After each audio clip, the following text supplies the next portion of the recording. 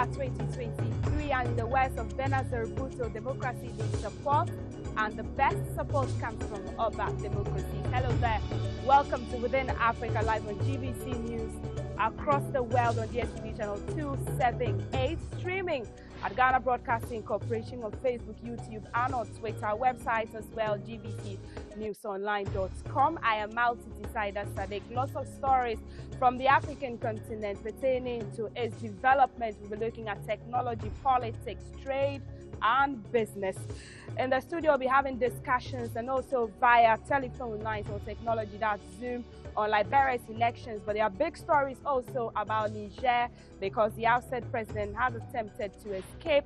All these stories and details we'll be bringing you in this 30 minutes of Within Africa. Welcome. Let's begin the show by talking about Niger's military leaders who say they have foiled an attempt by ousted President Mohamed Bazoum to flee the country or flee their custody on Thursday. Bazoum, who was overthrown by the military on July 26, attempted to flee in the night with his family, cooks, and security, according to the regime spokesman Amadou Abdurrahman. Now, an investigation into the incidents and the main actors and some of the accomplices arrested are being investigated. And since they've been overthrown, Bazoum had been held at the presidential palace in the capital, Niamey, alongside his wife and son. In September, his lawyer said he filed a legal case with the courts of the Economic Community of West African States, as ECOWAS, against those who deposed him. And we're also taking his case to the UN Human Rights Council. France, we know, has continued to support the ousted leader since the coup and is calling for his release.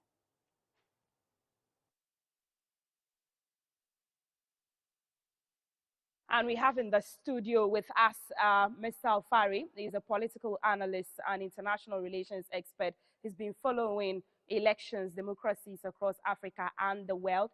And so I'm going to be gleaning his thoughts briefly about the situation in Niger, because we have spoken to him on Within Africa before, and then we'll dive into the conversations about Liberia's elections, which we're hearing is going into Iran. Mr. Alfari, welcome to the show once again. Thank you very much for having me. You seem to live and breathe Niger because of your vast expanse of experience in these areas. How are you receiving the news about Bazoum's attempted fleeing of the country?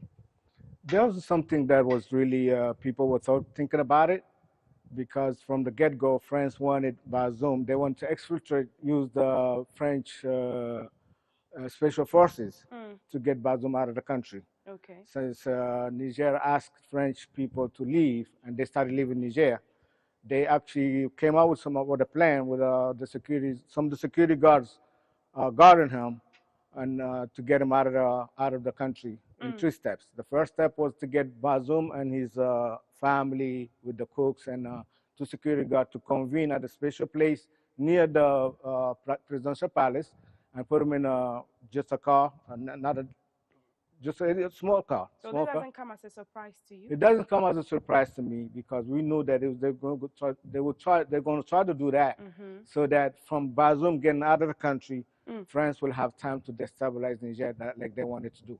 What are prospects for him now that he has attempted and he has been caught? Stiffer regulations and, locking him up? Is that what we're going to see? This time around, that from the get-go, he was actually under house arrest, and he has everything with him, and the military didn't actually put him in jail. Okay. But now that he attempted to flee and to help destabilize the country, he's probably going to be in jail. And his family, they're gonna take care of what's. So we are not about to see him get any mercy being meted out to him in his attempt to flee, because he has been definitely denied of some rights. The fact that his freedom itself has been denied, and his family as well have been denied. His son, his wife, and all the staff that worked for him.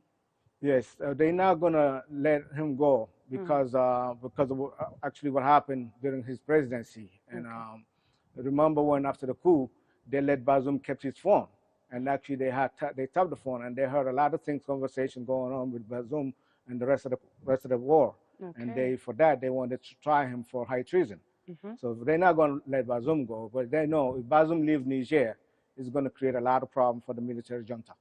Are we seeing them expedite action on the charging him for high treason, go to court, process him and all of that so that this matter is put to rest? Because definitely the international community is going to be calling for him to be free because, as I said, human rights. Yes, I think what the military is trying to do is get the Justice Department involved, not that so that the international community will not say that the military junta is actually trying Bazoum. It's not the military junta's job or his place to try him. It's the Justice Department, Mm. and the Justice Department got a lot of cases against Bazoum. So I think what the military junta is trying to do is wait for for the Justice Department to Mm-hmm. take over the case. Okay, I'll come back to you briefly, but I do have Professor Azagli Mensah on the phone. He's a professor with the University of Education, Winneba in Ghana, and he's a security expert as well.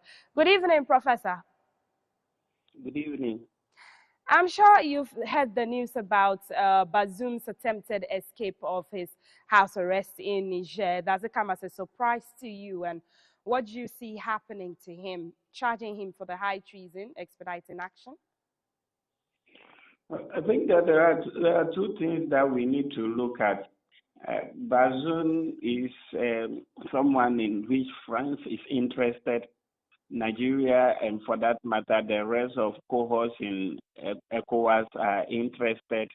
The international community that claims to be interested in democracy are interested in him. So he's a person of positive interest to the international community, so to speak. I mean, when I talk about international community, I'm referring to the group that thinks that democracy should be upheld no matter what, and they are against coup d'etat.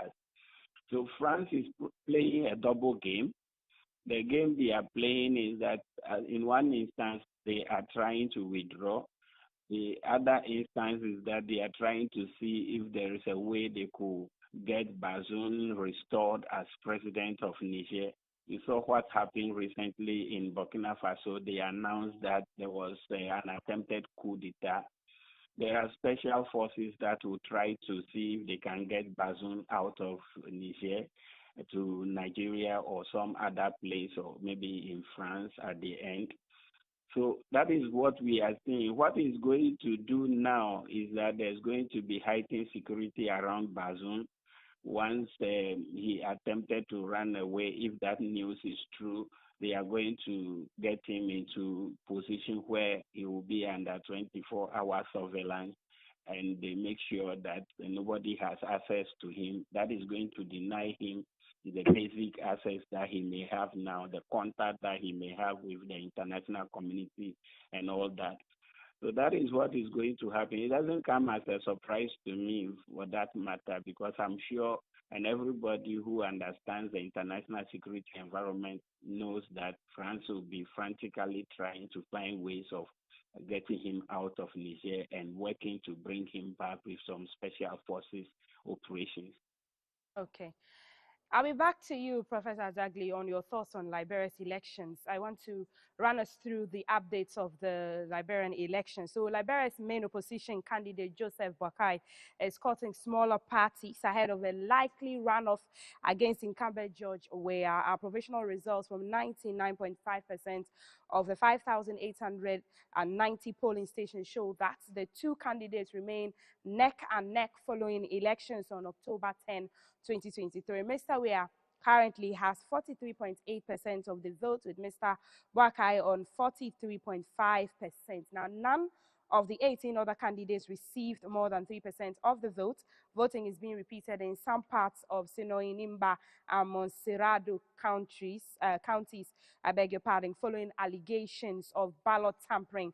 But local media is reporting that the areas are not enough to significantly affect the overall presidential tally. The Election Commission is saying that 9 of its temporary staff have been arrested over the alleged ballot tampering. President Weah is yet to comment on the provisional results, but his ruling Coalition for Democratic Change had earlier pledged to accept the final results. And so these are the latest updates that we're getting from Liberia, and that's what we're delving into. And now, Professor Azali Mensah, let me come to you quickly on this. Now, What do you think is contributing for the tight race? And now that you're going neck to neck and people are looking at a possible runoff, what are your thoughts on this? The first, we had some challenges. Generally, Liberia has challenges being a post-conflict community where there is rebuilding effort, coupled with the confusion we had with the crisis related to COVID-19 and the challenges it posed to governments across the world, the wars around and the challenges that it poses, the availability of international development aid. Liberia is an enclave of the United States, and you know the United States itself has been in trouble over time. And corruption is also rife in Liberia. Economic conditions are not good. The stability situation is what has been the focus of George Weah. Education has been his focus, but the tensions around divisions over time has also affected his chances. One of the main things that affected him was that Prince Johnson, who was allied to him, is also now gone to support Boakai. So that has not worked to his advantage over time. But the point is, if you look at the situation in Liberia now, everybody thought that either Weah wins or it goes to runoff, and that's exactly what is happening. But I'm confident that in the runoff, I'm sure that Weah is going to win against Boakai. So it's a kind of repeat of what happened in 2017. Boakai has good advantage, but with the old age situation that is being flagged around Africa, and people opposed to having very old presidents who sleep on the job and all that, the Liberian youth are going to go for Weah as an alternative that is better than the other option. Prospects you're looking at. Professor Hamidu Alfari is still with us in the studio. Let me glean his thoughts on that. Professor Azagli talking about the age of the main contender in these elections, Boakai versus George Weah. Liberia, a small nation, Weah promised a lot, looking at the resources that are abundant in that country. The youth and people there are saying he did not meet most of the expectations. How do you see this panning out? Yes, I see that Weah did not deliver on his promises when he was running for office in 2017, where he said he was going to create jobs, build infrastructure, fight corruption. He did not deliver on all that. And if you see the momentum, because people saying that whoever has momentum in the first round will carry over the vote. Okay. But I see whoever Joseph Boakai has momentum in this time. If you look at the numbers that they had in 2017, okay. In the first round, 2017, Weah had 38.8% to compare to 28.4% for Boakai. But this time around, for just like you said, Weah got 43.8% compared to 43.5% for Boakai. So it's quite tight. Boakai has momentum to carry over. And on top of that, the other candidate from the CPP, the Collaborative Political Parties, Alexander Cummings, says he didn't go outright and said that he was supporting Boakai, but he said Liberians want change. Okay. And the slogan for Boakai is rescue. Okay, he's saying that Weah did not deliver, and Liberians are really need to be rescued. They need to be rescued about what's going on. There's no jobs. Liberians are suffering. There's no jobs. There's poverty. 142%. 142 the rank. The what you call it? The corruption rate is 142 to over 180, and also the poverty 178 to 108 and 90. And Liberia is not really doing good. And what's the name? Weah did not deliver. On top of that, when at one time Weah was not in a country where the country was in turmoil. Weah was in America watching the sun, and that's not responsible. That's not a responsible way to govern the country. So I think all of these variables are going to go against the Weah, and Boakai at the end of the day may be the winner. I believe that Boakai has momentum, and he's 28 years old. He's older. He has momentum, and Liberians and Africans, we're all Liberians today. We should actually give him a chance. If somebody did not deliver, we should try the other person. You don't think that the allegations of corruption against Weah and all of that people will be looking for hope. There's ballot tampering. The electoral process seems like, well, it's not as transparent as we'd want it to be. The runoff will still go in favor of Buakai, regardless of all that's happening. And there won't be, skirmishes about not accepting the results, even though we as people are saying that whatever be the results at the end of the day, they will accept it. That's what's scary. That's really, really scary because as you see last month, 3 people got killed during a political rally. That's very scary. And we've seen that in Sinoa and Monserrado and Nimba, they were ballot tampering. And Buakai warned people if there's a political ballot tampering or people are attempting to steal the election, it will be chaos. And we know that Liberia just came out of two civil war, 200, a quarter of a million people died, and we don't need that for Liberia right now. So hopefully that these people, like they said, they will accept whatever the results are.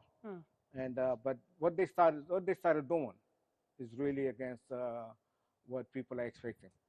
I'll come back to you. But Professor Azali Mensah, do you trust that this electoral process is going to be transparent, even though there are issues of ballot tampering here and there? Do you trust that at the end of the day, each contender is going to accept the results as the true representation of the electorate, what they've come out to vote for?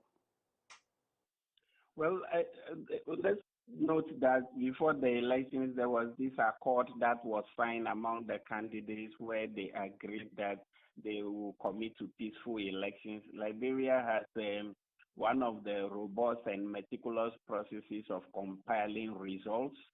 They give a lot of time for everything to be checked and cross-checked before results are announced, and they have strict deadline as to when to go for the runoff. Now, it's not for us to say that people will not accept, but there are processes that makes it possible for people to accept the results. Now, there are election processes everywhere in the world with some skirmishes here and there. Even in the United States of America, there was an allegation of meddling in the votes and all that. So there will be some of those things in Liberia. We hear of supporters of some presidential candidates trying to disrupt counting in certain places. But overall, the process is not going to be that dark because we haven't seen that much of that now. The point that has to be made is that in the end, Liberia will come out of this stronger and they will accept the results and move on. The history of the country is not lost on all of them. And I think Pierre is not somebody that will create trouble. I don't see Buakai as somebody who will also create trouble. Prince Johnson, who is supporting him, is the former warlord that people are not happy seeing back in governance. And I have insisted that one of the deficits that the Buakai team has is to have Prince Johnson as someone supporting Buakai, and that is what is going to work against him in the runoff or something. So overall, I think that I will not say there will not be an acceptance of the results. I would rather remain positive. If you look at the situation now, there is nothing to indicate that there will be crisis after the results have been declared. Let's note that Liberia is a very youthful country. People may have problems with VRA. They may have been disappointed because a lot of their hopes were not fulfilled. But when it comes to a straight fight, it's a different ball game altogether. You have to choose between what somebody will say, black and white is white, black is black. People will go for that. I'll be back to you, Prof. But Mr. Hamidu Alfari, do you think that at the end of the day there are geopolitical factors in this? If Where wins or Buakai wins, who does it favor? Let's look at the neighbors and the ties that they have, international ties. Who does it favor? U.S. Does it favor France? I think it's going to favor U.S. because, as you know, Liberia is a U.S. colony, and everything, even the Constitution, is based on American Constitution. Okay. I think whoever wins is going to favor America more so than European countries, because Liberia had not been colonized by European except apart from the other African countries. Okay. Liberia was not colonized by European nations. And if it favors US and you say the adoption of their constitution came from the United States of America, how has it been difficult to be able to turn the fortunes of the country around? Is it that they haven't localized the constitution to fit African problems? It's not only that they haven't localized the constitution. It's just again a problem of leadership in Africa because the Liberia is not a poor country. They got a lot of resources. It's they need somebody to come out and actually turn those resources into goods, into wealth for the good well of the Liberian people. Mm. Resources abundant like lithium, gold, diamond. I watched a UK ministerial Africa roadshow where countries like UK and their allies were talking about, rebuilding ties with colonies. Do you think that is good if Liberia rebuilds ties with the United States? I mean, taking into cognizance what's happening in Gaza and Palestine, we know how US is standing solidly behind the Jews or Israel. Is it still good to have such ties?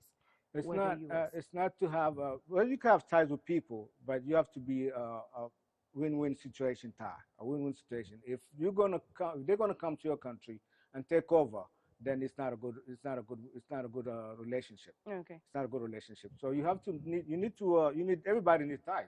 You cannot function by yourself, but you need to be on equal terms with whoever is coming in, and not only one partner. You shouldn't have one partner. You should have many partners, many different. You should diversify yourself. Okay. Have many people. Whoever could come in and work with you, make sure that you exploit your resources, that you transform, you manufacture your resources at home, locally. Okay. Is the person that you go with, not somebody who just come and take over and give you peanuts. And when you have corruption, corruption actually lead to these things where some people get a little bit of money when somebody get $1 million, but the country is losing $50 million. Right. And in the case of corruption is when you were talking about George Weah going to watch his son play for the World Cup and not be in the country to man the affairs of the country for that space of our. Professor Azagli Mensah, what do you think are the geopolitical factors involved in this, and who does it seek to benefit?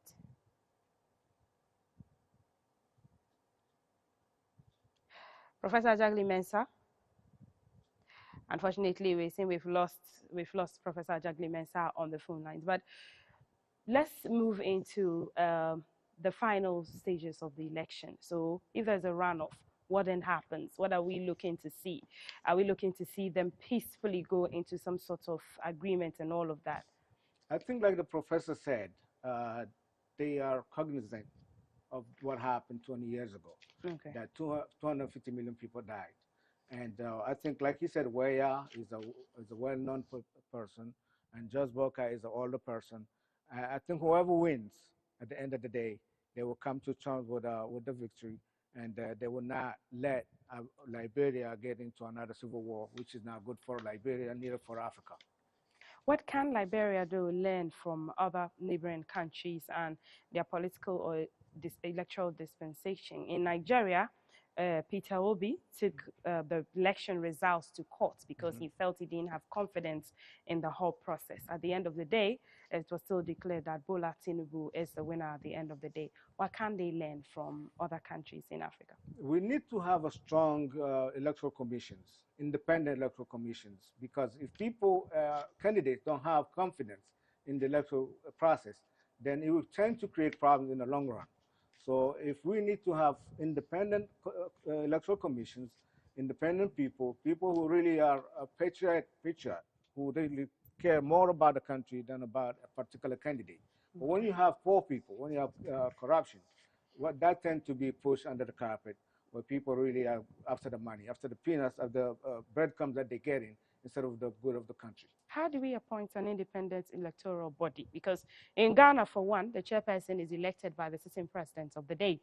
And analysts have said that, look, when a leader wants to skew things towards how favorable they want it to go, then they change the whole system.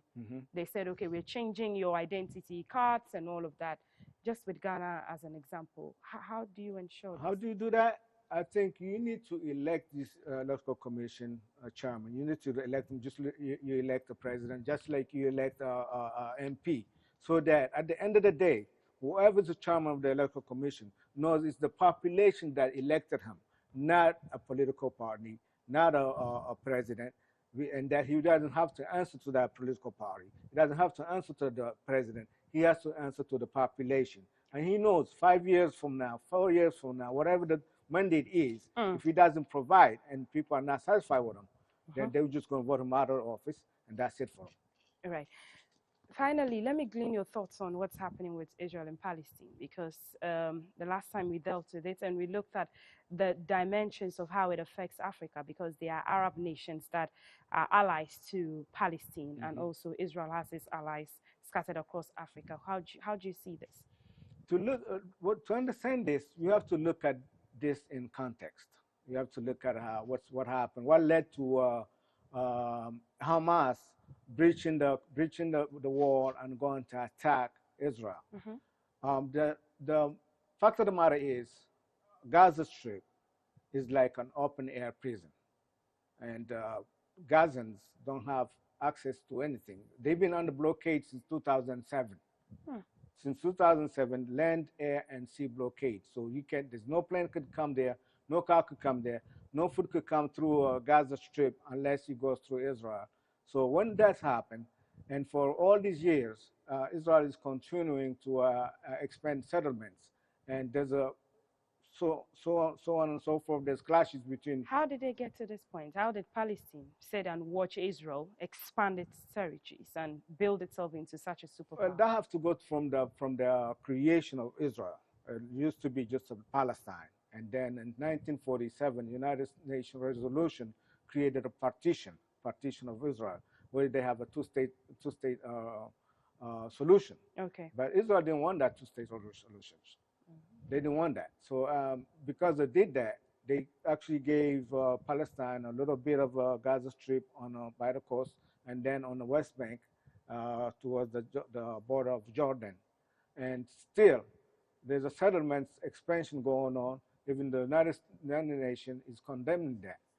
But the world is not saying anything. Anything you have blind support for one side or the other, it will lead to destructions. It will lead to destruction, and that support is based mostly on confirmation bias.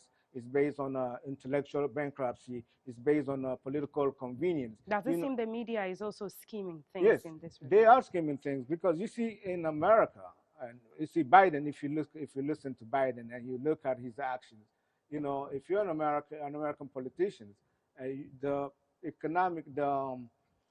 situation in America, the domestic political environment would not let an American politician to go and not support Israel. Otherwise, it's political suicide. So that's why you see America, and not only the president, but also many Congresspeople are supporting Israel. It's not a good thing to say, okay, for people to go and kill innocent civilians, whether it's a life is a life, whether it's an Israeli life or a Palestinian life. Like the hospital that was bombed in Gaza. Like the hospital that was bombed. And that's when Hamas is winning the war. It's winning the war politically. Today, Hamas is a hero in the Arab war, and then they also winning the propaganda war, because you see everybody saying whether it's Israel or not, everybody's blaming, is pointing a finger at Israel. Whether it's Israeli saying no, it's a misfire rocket from and the whole Arab war. Mm. The whole Arab war is condemning Israel, and they saying, look at the modern Sunni countries that are allies to America. They all now together, coming together as one, and condemn Israel and America. And that's why we're seeing Hezbollah also seem to be supporting Hamas in this. Do you Hezbollah is coming in, jihad Islamic Jihad is coming in, Iran is behind there, Lebanon out there. There's a huge risk of an escalation of a huge explosion in the region, and that will create trouble for the whole world. UN was supposed to create the two states, as you said, 7 decades of the UN's existence, and signing of the charter to bring world peace. Has UN lived up to its expectations finally, before we go?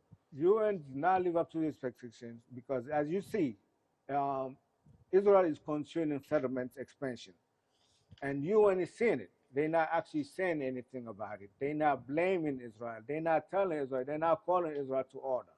So when UN is not doing that, eventually Israel will go in and kill as many Hamas people as they can, but there will be another Hamas coming in. So there's no military solution for this problem. The solution is with a conference, international conference, bring all the stakeholders together and have this two-state solution. I think that's the best way forward. You think they can solve this by mediation with how far this has gone? With how far this is gone, what the Palestinians need, they need their own state. But again, you see Gaza, Palestinian in Gaza, Hamas is embedded in that community. So they need to get rid of Hamas first. Is that what you're saying? They cannot get rid of Hamas like this quickly. There has to be fairness, there has to be justice, there has to be accountability, and then people themselves will get rid of Hamas. But right now, Hamas is enjoying its utmost glory, and then glory, and everybody's supporting them, and they like the hero in the Arab world today. Thank you so much. We'll leave the conversation. They will definitely return to this conversation. We have covered a number of issues looking at Niger, Mohamed Bazoum, the ousted president, looking at fleeing that country. We've gleaned the thoughts of our experts in the studio. I've had with me Mr. Hamidu Alfari Sali, and he's an international political analyst, and he's been giving us all the insights about Niger. We have talked a bit about the Israel and Palestine war, which we just climaxed the show with, and the Liberia elections, where the election race and results is tight neck to neck, with Wakai and George Weah being fully in the race and possibly going into a runoff. We've talked about what the prospects are for them, and the fact that we as people are saying that they will accept the election results come what may, and also looking at Wakai and the people who are supporting him and how he has potential.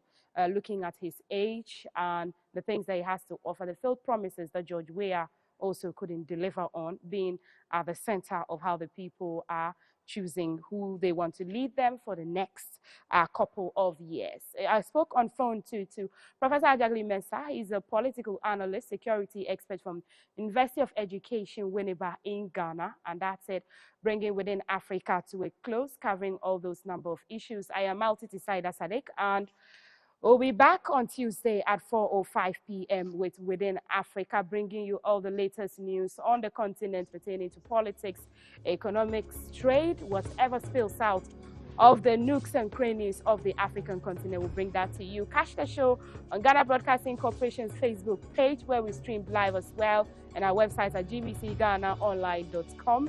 Enjoy a good weekend. We'll see you on Tuesday at 4:05 p.m. on GBC News.